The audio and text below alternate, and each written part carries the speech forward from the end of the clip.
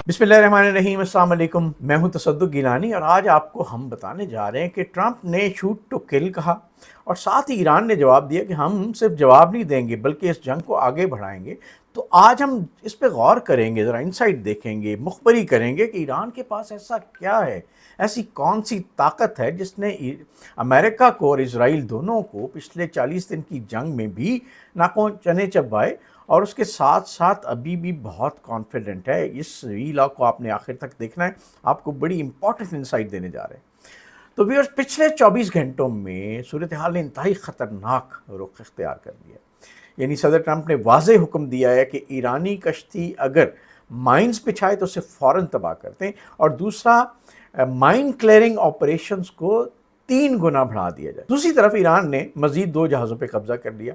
यानी अब सिर्फ स्टेटमेंट्स नहीं हैं, ग्राउंड एक्शंस बाकायदा नेवल मैदान में हो रहे हैं मुसलसल। और ये असल कहानी असल में यहाँ से शुरू होती है। रॉयटर्स की ताज़ा तरीन रिपोर्ट के मुताबिक ईरान ने एक एसिमेट्रिक नेवल स्ट्रैटेजी अपनाई है। अब देखते हैं कि एसिमेट्रिक नेवल स्ट्रैटेजी है क्या, जो रवायती जंग से बिल्कुल मुख्तलिफ है।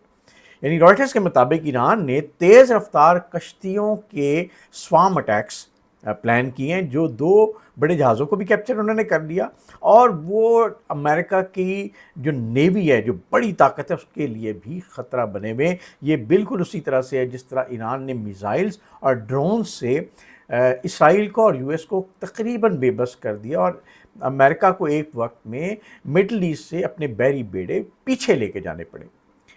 राडार्स पे ये बोट्स बहुत मुश्किल से नज़र आती हैं और एक साथ कई अतराफ से हमला करती हैं। यानी दुनिया की सबसे बड़ी नेवी इन्हें मुकम्मल तौर पे रोक नहीं सकती। कोशिश करेंगे हम आपको दिखाएं, एक विजुअल दिखाएं जिसमें आप देखें कि कितनी ज़्यादा तादाद में किस तरह से स्कैटर्ड हो के ये नेवल बोट्स, छोटी कश्तियाँ, वो अटैक करती हैं। और इनको ना सिर्फ मॉनिटर करना मुश्किल है बल्कि इनको डिस्ट्रॉय करना बहुत ज़्यादा मुश्किल हो गया। ये छोटी लेकिन बहुत ज़्यादा फैली हुई ताकत है। अब दुनिया की सबसे बड़ी नेवी इस वक्त जो बेबस हुई भी है, उस हवाले से ये एक बिल्कुल नई स्ट्रैटेजी है जो ईरान ने एक नए फ्रंट पे, नेवल फ्रंट पे भी दिखाई है। अब ताज़ा तरीन रिपोर्ट्स के मुताबिक ईरान ने स्ट्रेट ऑफ हुर्मुज़ में मज़ीद माइंस डिप्लॉय करनी शुरू कर दी हैं। यानी शिपिंग तकरीबन रुक चुकी है, या वही शिप चल सकते हैं जिनको ईरान एक मखसूस रूट से अलाउ करता है। अब अहम बात यह है कि इन माइंस को साफ़ करने में महीने लग जाएंगे अगर माइंस बिछाना बंद कर दिया जाए। और जब अमेरिका ने ये कहा कि हम इन माइंस के ऑपरेशन, माइन क्लियरिंग ऑपरेशन को 3 गुना बढ़ाएंगे, तो ईरान ने भी जवाब दिया कि आप अपने शिप से एक दफ़ा आगे बढ़ा के देखें। यानी ईरान बग़ैर जंग के ग्लोबल ट्रेड को रोकने की पोजीशन में है। माहिरीन के मुताबिक रॉयटर्स बीबीसी एनालिसिस के हवाले से ईरान के पास कोस्टल मिसाइल सिस्टम भी मौजूद है। यानी ड्रोन्स सर्वेलेंस हमले भी कर सकते हैं और उसके साथ साथ सर्वेलेंस के लिए भी वो इस्तेमाल होते हैं। स्ट्रेट ऑफ हुर्मुज़ चूँकि तंग है, उस हवाले से वहाँ से जहाज़ की स्पीड भी कम होती है और उसको डिस्ट्रॉय करना, उसको कंट्रोल करना भी ईरान के लिए बहुत आसान है। यानी हर जहाज़ मिसाइल की रेंज में आ रहा है और कश्तियों की रेंज में आ रहा है। यहाँ सबसे अहम बात भी हो है कि ईरान रवायती जंग नहीं लड़ रहा, और ये मुसलसल पिछले 40 दिनों की जंग से भी साबित है, बल्कि छोटे हमले कर रहा है, मल्टीपल डायरेक्शन से हमले कर रहा है और सरप्राइज टैक्टिक्स इस्तेमाल कर रहा है। यानी आपने वो भी वीडियोस देखी होंगी जिसमें ईरान ने अंडरग्राउंड एयरपोर्ट्स भी बनाए हुए हैं, उनके जहाज़ अंडरग्राउंड बाकायदा पार्क हुए हैं। यही एसिमेट्रिक वॉरफेयर है व्यूअर्स। यानी रॉयटर्स के मुताबिक स्ट्रैटेजी डिसमेंटल करना पड़ी तो जंग जीतने से भी ज़्यादा मुश्किल सूरत हाल बन जाएगी अमेरिका के। अब तस्वीर ज़्यादा क्लियर आपको नज़र आना शुरू हो गई होगी कि अमेरिका के पास बड़ी ताकत है, लेकिन ईरान ने बैटल फील्ड को बहुत कॉम्प्लिकेटेड, बहुत मुश्किल, बड़ा कॉम्प्लेक्स बना दिया है। मिसाल इसकी आप ये ले लें कि अमेरिका ने 3 टैंकर्स इंटरसेप्ट किए रॉयटर्स के मुताबिक, मगर ईरान ने फ़ौरन ही 2 जहाज़ फिर कब्ज़े में ले लिए, और इसका मतलब है कि एक्शन का फौरी रद्द अमल देने की ईरान मुकम्मल पोजीशन में है। یہ بیلنس امریکہ کے لیے بڑا چیلنج بنتا جا رہا ہے۔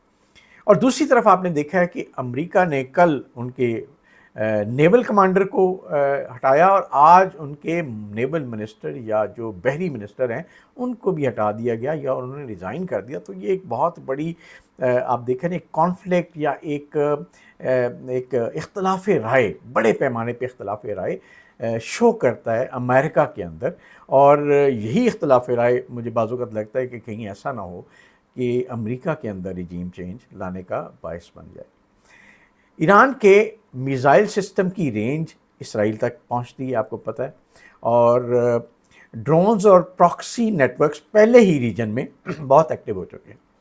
یعنی آپ دیکھیں کہ ایران نے بہت سارے ملٹی فرنٹس کھولے ہوئے ہیں جہاں پہ ان کی پراکسیز بھی بڑی ایکٹیو ہیں۔ حزب اللہ ہے وہاں پہ، یمن کے اندر آپ دیکھیں تو ہوتیز ہیں، اور وہ اپنا مندب کو بھی بند کرنے کی بات کرتے ہیں، اور ساتھ ساتھ میزائل ڈرون پروگرام، اب یہ چھوٹی کشتیاں، تو یہ ایک اس طرح کا ملٹیپل فرنٹ ہے یو ایس اور اسرائیل کے لیے، جس کو ابھی تک ٹیکل کرنا اتنا آسان ثابت نہیں ہوا ان دونوں کے لیے۔ پس پردہ آپ کو پتہ ہے پیش رفت بھی چل رہی ہے۔ اسلام آباد، پاکستان اپنی بھرپور کوشش کر رہا ہے کہ مذاکرات کو دوبارہ سے ممکن بنایا جائے۔ پہلے سورسز کے مطابق 26 اپریل تک کہیں نہ کہیں کوئی نہ کوئی معاملات آگے بڑھ کے ایک مذاکرات کی میز سجنے کو تیار تھی، لیکن اب لگتا یہ ہے کہ پریزیڈنٹ ٹرمپ نے 3 ہفتے کے لیے چونکہ سیز فائر کو ایکسٹینڈ کرنے کا کہا ہے، تو یہ بات تھوڑی سی مختلف نہ ہو جائے۔ یہی باتیں میں آپ کو پچھلے ویلاگ میں بتا رہا تھا کہ سچویشن اس قدر تبدیل ہوتی ہے، پریزیڈنٹ ٹرمپ کی طرف سے اتنے مختلف بیانات آتے ہیں کہ وہ معاملات پریڈکٹ کرنا اتنا آسان نہیں ہے، لیکن اس کے باوجود پاکستان اپنی بھرپور کوشش کر رہا ہے، اور ابھی تک انفارچونیٹلی کوئی کنفرم ڈیٹ نہیں ہے مذاکرات کے حوالے سے، لیکن پاکستان خاموشی سے اور ایک گیم چینجر کے طور پہ آگے بڑھ رہا ہے۔ اسی دوران پاکستان انٹرنل سیکیورٹی کے فرنٹ پہ بھی بہت الرٹ ہے، اور سیکیورٹی فورسز نے خیبر پختونخوا میں 22 بھارتی حمایت یافتہ دہشت گردوں کو ہلاک کیا ہے۔ یہ بات ثابت کرتی ہے کہ پاکستان داخلی طور پہ بھی الحمدللہ مضبوط ہے، اور عملی سطح پر بھی اپنا کردار ادا کرنے کی بھرپور کوشش کر رہا ہے، اور اللہ تعالیٰ اس کو مزید بھی مضبوط طریقے سے آگے صورتحال اب ویور جہاں تک پہنچ چکی ہے کہ اسٹریٹ آف ہرمز تقریباً بند ہے یا مکمل طور پہ ایران کے کنٹرول میں ہے۔ آئل مارکیٹس فلیکچویشن کا شکار ہیں، سٹرگل کر رہی ہیں، گلوبل ٹریڈ بہت شدید خطرے میں ہے، اور اگلے 48 سے 72 گھنٹے فیصلہ کن کردار ادا کر سکتے ہیں۔ جنگ بڑھے گی یا مذاکرات کامیاب ہوں گے، یہ ابھی بھی ایک بہت بڑا کوشچن مارک۔ یہ جنگ صرف ہتھیاروں کی ویورز نہیں ہے، آلریڈی ہتھیاروں کے بہت بڑے ذخیرے استعمال ہو چکے ہیں، بلکہ ذخائر کم ہو چکے ہیں، خاص طور پہ یو ایس اور اسرائیل کے حوالے سے۔ یہ بیسیکلی جنگ حکمت عملی کی ہے، اسٹریٹجی کی ہے، اور پہلی بار امریکہ نے کو ایک ایسے حریف کا سامنا ہوا ہے جو کمزور نہیں ہو رہا، بلکہ اپنی طاقت کو مینٹین بھی کر رہا ہے، اور مختلف طریقوں سے پہلے سے زیادہ طاقتور نظر آ رہا ہے۔ اب فیصلہ یہ نہیں ہے کہ زیادہ طاقتور کون ہے، بلکہ فیصلہ یہ ہوگا کہ زیادہ سمارٹ کون ہے۔ میں یہ ریکویسٹ کروں گا، مجھے یہ نظر آ رہا ہے کہ دونوں فریقوں کو اس وقت ایک سٹیپ پیچھے ہونا چاہیے، کیونکہ مسلسل ٹکراؤ اور بڑا ٹکراؤ دونوں کے لیے تباہ کن ہوگا، اور خاص طور پہ اس خطے کے لیے تباہ کن ہوگا۔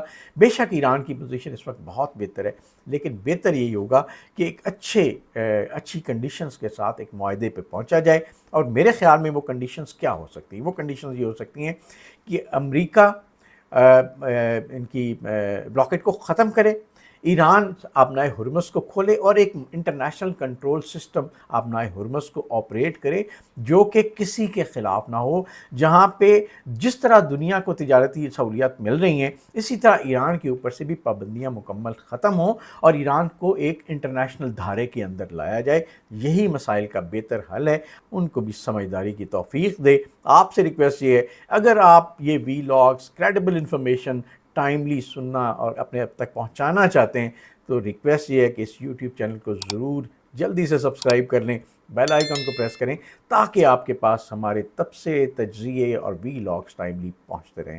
آپ کا بہت شکریہ۔